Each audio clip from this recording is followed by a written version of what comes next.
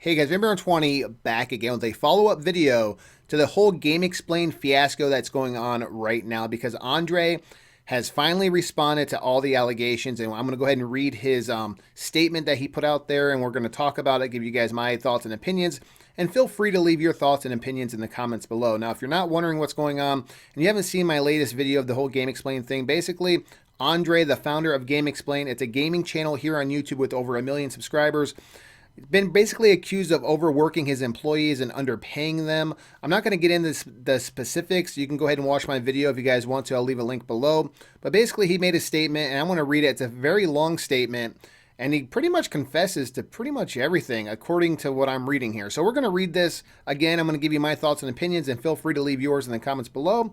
So here we go. I'm going to go ahead and pull this up here, and we're going to read it. It says, "I've been trying to handle things privately and stay out of the online fray, but now I realize this isn't possible. So here is what I have to say from the heart. This has been the most difficult week of my life. There have been moments when I felt like I couldn't breathe from the pressure that just wouldn't go away. Having what feels like the entire internet come weighing down on you is a level of hatred I wish upon no one, not even my worst enemy. Every single action I took or didn't take was scrutinized to a level few are familiar with. I've never felt more vulnerable or isolated or hurt. And it hurts that stems from the people I truly do respect and did consider my friends. Just a month before they departed GameXplain, one of them even stated that I was one of their closest friends. I can only speculate about what changed or if there was ever any truth to that statement in the first place, but it's partially why I was caught by surprise. Working remotely can be extremely challenging, as I'm sure a lot of people have learned this past year. You rarely see your coworkers face to face, and transparency isn't inherent like working in the office. One can only be aware of so much beyond what they're being told, and I'm learning now to be much more proactive in reaching out to prevent issues from arising later. I definitely recognize truth in some of their statements. I have done a lot of self-reflecting over the last week, and I am committed to improving how I manage staff in the future. And I would also like to give some context into some of the issues that have been raised." So basically right here, guys, he's actually admitting that, yes, there is some truth to these statements, and he's actually going to go on and tell you, I guess a little bit more context. So here we go. He says, "First, the $1 to $2 an hour, I did some quick math, and I cannot find a way to understand how this makes any sense. Maybe it was said offhandedly, or maybe the individual in question was spending far more time on these assignments than I ever possibly realized. If this was an issue, had I been made aware of it, I would have immediately taken action to reconcile it.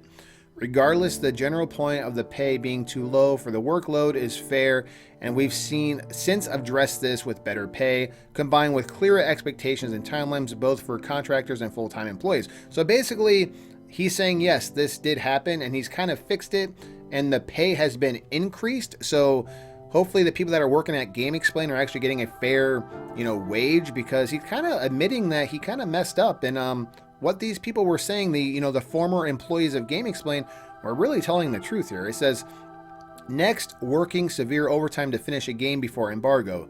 This shouldn't have happened, period. The reviewers seemed eager to dive in, and I got caught up in their excitement. But I know only too well how draining rushing to meet an embargo can be, as I've subjected myself to those same conditions multiple times.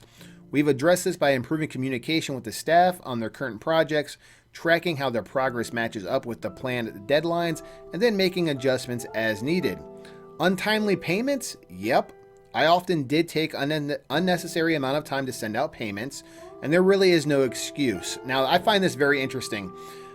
He's admitting that he did not really pay his employees on time. So, people were complaining that they sometimes would have to get on Andre and be like, "Hey, where's my paycheck?"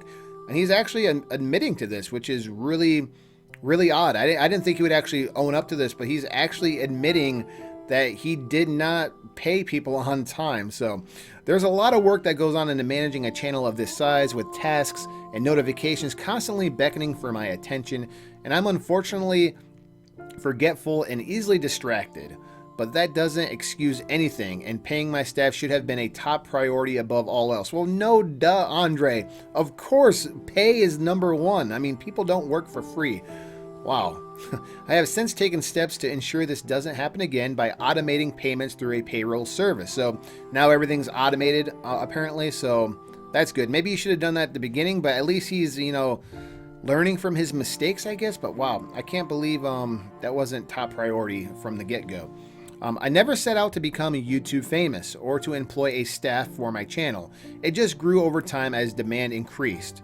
And the policies that we had in place when we were much smaller don't work for a company of this size. I know that now. I had already spent the better part of last year taking the steps to put a better system in place, and it's a bummer that the original members aren't around to benefit from it.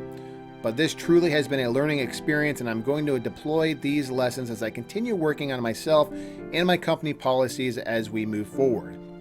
If you've gotten this far, thank you so much for reading.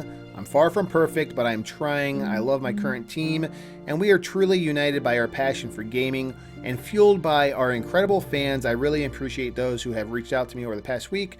I will be forever grateful. I'm sorry for those I've hurt, and I promise that I will do better. Much better. So there you go.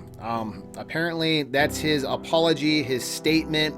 He pretty much owned up to everything. Everything is black and white. I'm actually surprised. He owned up to everything and said, I don't know if this makes me feel like, part of me wanted to think like maybe, these old co-workers are disgruntled and maybe there was some personal vendetta going on and maybe they just were venting frustration. They were kind of exaggerating the truth.